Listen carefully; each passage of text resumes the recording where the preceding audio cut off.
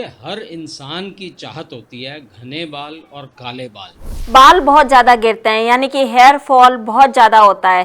100 से ज़्यादा अगर रोज़ बाल गिलें तो बिल्कुल खतरे की घंटी है। बाल गिरना एक बीमारी है, लैक ऑफ न्यूट्रिएंट्स, ये बहुत इम्पोर्टेंट है।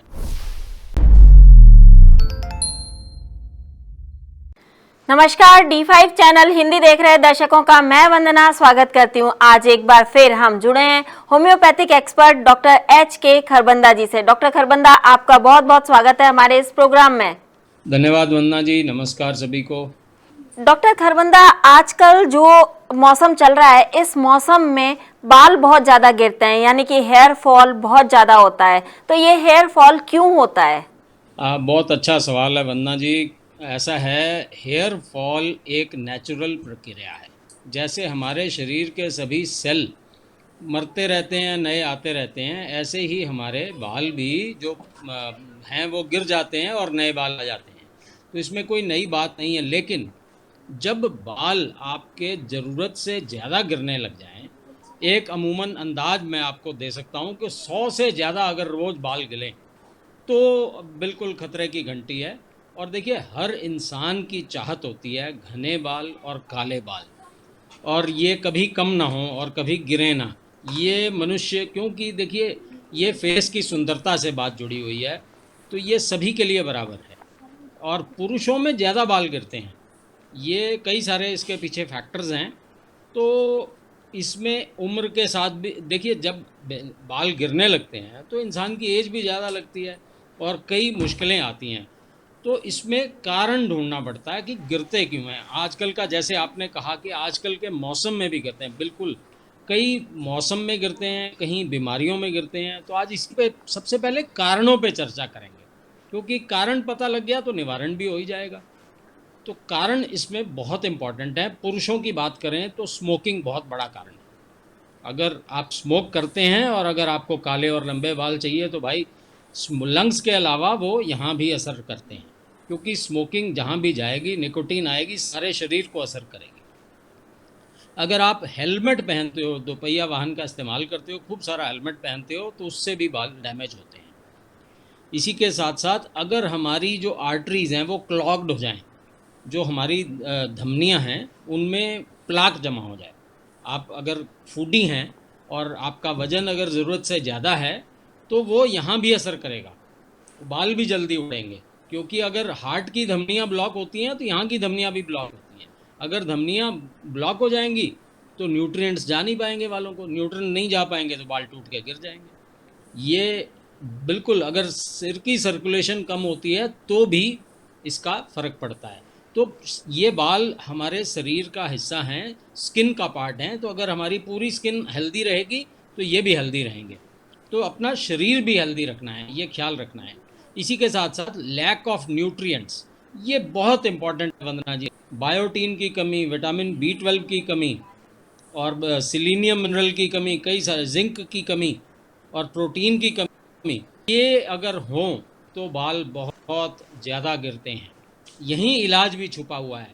जिन मिनरल्स का मैंने नाम लिया उनकी कमी, उन्हीं को हम एज ए सप्ली हैं जब बाल आपके झड़ते हैं। सिलीनियम, विटामिन B12, प्रोटीन और जिंक, ये मेजर न्यूट्रिएंट्स हैं। हाँ, विटामिन A अगर बहुत ज़्यादा हो शरीर में तो भी बाल गिरते हैं।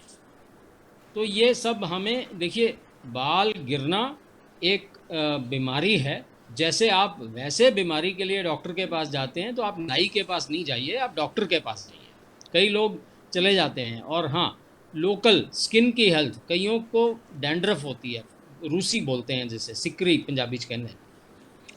सो ये फंगल इन्फेक्शन है सिर का, उसका भी ख्याल करना है, उसका भी लोकली और इंटरनली ट्रीटमेंट करना है, तब जाके ठीक होता है।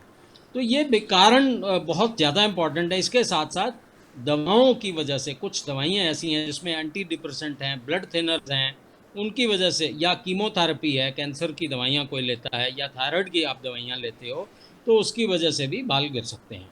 इसी के साथ साथ अगर शारीरिक स्ट्रेस बहुत ज़्यादा है, कईयों को बहुत ज़्यादा शारीरिक या मानसिक कोई भी तरह का स्ट्रेस हो, उससे भी बाल गिरते हैं, और अगर आपका सडन वेट लॉस हो रहा है तो उससे भी बाल गिरते हैं।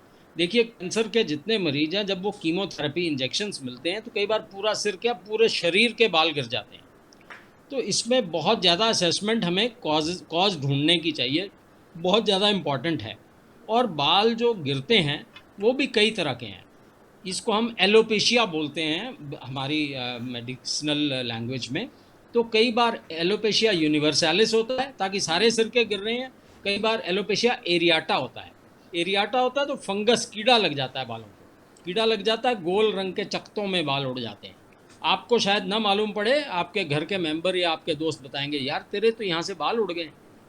तो आपको वो स्किन की डिजीज़ है, हम उसकी एंटी फंगल ट्रीटमेंट करते हैं और वो ठीक हो जाते हैं। अब बात करें, ये पुरुषों की बात की थी मैंने, अब महिलाओं की बात करें तो महिलाओं में पुरुषों के कंपैरिजन में कम बाल गिरते हैं, लेकिन PCOD, polycystic ovarian disease and over styling, ये बहुत बड़ा कारण है महिलाओं में। महिलाएं अपने बालों के साथ बहुत एक्सपेरिमेंट करती हैं, कभी करली करा लिए, कभी सीधे करा लिए, कभी कलर करा लिए, कभी टेढ़े करा लिए। तो इन सब को बेयर मिनिमम करवाइए अपने बालों के साथ, आप खिलवाड़ न कीजिए, उससे भी आपके बाल डैमेज होते हैं, कमज़ोर होते हैं, गिरना शुरू हो जाते हैं। तो स्टाइलिंग लिमिट तक रखिए। और देखिए, प्रेगनेंसी में भी बाल गिरते हैं और थायराइड में भी बाल गिरते हैं। तो ये महिलाओं को भी सजग रहना चाहिए अपने बालों की तरह। तो ये सारे कारण हैं जो मैंने आपको बताया। तो यदि आपके बाल 100 से अधिक गिरने लग जाएं एक दिन में, तो आपको अलार्म की घंटी बज गई और आप अपने फिजिशियन के पास पहुंच जाइए। जी वंदना जी। आजकल बाजार में कई तरह के तेल, शैम्पू और बहुत सारी चीजें, क्रीम वगैरह आती हैं कि भी आप इनको लगा लो और उसके बाद आपके बाल बिल्कुल ठीक हो जाएंगे। तो ये कितनी सही है, कितनी गलत है? क्या बहुत ऐसा अच्छा करना सवाल है, चाहिए? बहुत अच्छा सवाल है वंदना जी आपका। देखिए, जैसे आज से 50-60 पहले कोई भी खाद्य पदार्थ डब्बे में नहीं मिलता था, हर चीज़ हमें खुद ही बाज़ार से ला के तैयार करनी पड़ती थी, कुदरत से चीज़ें ली जाती थी और उनको तैयारी की जाती थी। वही हाल यहाँ है। और देखिए, अब भारतवर्ष में लालच के लोभी कई बिजनेसमैन हैं, उसकी वजह से बहुत परेशानी है। परेशानी ये है कि लोग अपनी कमाई के उसमें मिलावट करने लग गए हैं। तो हर चीज़ में मिलावट है, बड़ा मुश्किल है किसी का भी एतबार करना, ख़ासकर केमिकल्स तो ना लगाएं बालों को। तो मैं आपको बाल धोने का भी, बाल के तेल का भी और बाल के शैम्पू का भी, इन तीनों को घर में ही आप कैसे बना लें और बिल्कुल प्योर होंगे वो, ये मैं आपको अभी आज ही बता देता हूँ, ताकि आपको बाज़ार से लादने में ये सोचना ही ना पड़े कि क्या अच्छा है, क्या बुरा है, क्या नहीं है। तो बाल धोने में सबसे पहले धोने कैसे हैं, तो उसके लिए शैम्पू हमें बनाना पड़ेगा। तो शैम्पू में आपने 5 चीज़ें लेनी है: रीठा, शिकाकाई की फलियाँ, हरड़, बहेड़ा और आंवला। हरड़, बहेड़ा, आंवला, शिकाकाई की फलियाँ और रीठा, इन पांचों को बराबर मात्रा में सूखा आप पाउडर पंसारी से ले लीजिए और सूखा सबको बराबर मात्रा में कच्चे लोहे के बर्तन में भिगो दीजिए 72 आवर्स के लिए। 72 घंटे के बाद उनको अच्छे से मसल के कपड़े में से छान लीजिए। पानी उतना ही डालना है जितने में डूब जाएं, एक्स्ट्रा पानी नहीं डालना। तो वो जो लिक्विड आपने कपड़े से छान के निकाल लिया, वो आपका शैम्पू है, लेकिन उसमें कोई प्रिजर्वेटिव नहीं है। इसलिए आपने अगर 100-100 ग्राम या 200-200 ग्राम का ज़्यादा बनाना है, तो आप उसको एक बोतल में डाल लीजिए और फ्रीज़र में रख लीजिए। जब आपने इस्तेमाल करना है, एक दिन पहले निकाला, हल्का सा गर्म किया और उसको एज ए शैम्पू आप इस्तेमाल करें। तो ये आपको घर में बनेगा, सस्ता भी है और दुनिया का सबसे अच्छा शैम्पू है, क्योंकि इसमें बाल धोने वाली रीठा और शिकाकाई की फलियाँ, इन 2 चीज़ों से मैल निकलेगी। बाकी तीनों, हरड़, बहेड़ा और आंवला, से आपके बालों को न्यूट्रिशन भी मिलेगा, बिल्कुल आपके बाल स्वस्थ, काले, चमकदार रहेंगे। और कच्चे लोहे के बर्तन में मैंने कहा है, उससे आपको आयरन भी मिल जाएगा। तो आयरन भी मिल जाएगा तो आपके बाल चमकदार भी होंगे। जहाँ तक तेल की बात है, तो तेल आप कच्ची घानी का या कोल्ड प्रेस्ड कोई भी नेचुरल ऑयल इस्तेमाल कर सकते हैं। अगर आप होम्योपैथी का तेल इस्तेमाल करना चाहें, वो भी आप कर सकते हैं। तो जबरंडी, आर्निका, हाइड्रास्टिस, ये 3 दवाइयाँ हैं जिनको समान मात्रा में, जैसे 30-30 ml आप 200 ml के नारियल के तेल में मिला के इनडायरेक्ट आप हीट दे सकते हैं और वो आप तेल लगा सकते हैं बालों को अपने। ये इवन झड़ने में भी कारगर, झड़ने से भी रोकता है। अगर आपके बाल झड़ने शुरू हो गए, मौसमी हो, बहुत ज़्यादा ना हो झड़ने, तो ये भी काम कर लेते हैं। तो ये आपको मैंने बिल्कुल तेल भी बता दिया और शैम्पू भी बता दिया। तो ये घरेलू आपको मैंने तरीका आपको बता दिया है। तो इसके इस्तेमाल से आप अपने बालों को स्वस्थ रख सकते हैं। लेकिन ये दवाइयों का सब्स्टिट्यूट नहीं है। अगर 100 से ज़्यादा गिरते हैं तो आप अपने फिजिशियन के पास जाएंगे। होम्योपैथी में बड़ी इसकी शानदार दवाइयाँ हैं। ग्रेफाइटस है, थूजा है, थायरॉयडिनम है, बहुत सारी दवाइयाँ, कारणों, सिलीनियम है, एसिड फॉस्फेरिकम है, कारणों के हिसाब से इसकी दवाइयाँ दी जाती हैं। कई बार लोग बालों में डाई लगाते हैं, उससे भी हेयर फॉल शुरू हो जाता है, तो ऐसे में आप क्या कहना चाहेंगे?